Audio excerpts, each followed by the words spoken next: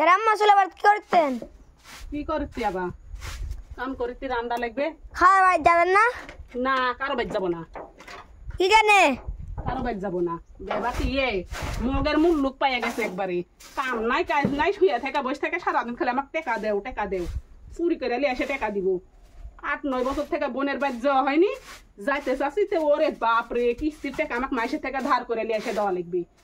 মানুষ আমাকে টেকা দিবে, মাসের কাছে গেলে এমনি টেকা পাবো। যাবো না, কোনোটা যাবো না, মরে গেলে যাবো একবারে। ভালো ভালো মানুষের মরণ হয় আর আমার মরণ হয় না। তো আমাকে 100 টাকা দিয়ে দিন। কি বলবো? 100 টাকা দে আমার হাতে। 100 টাকা দিব? হুম এটা কি দেখেছিস?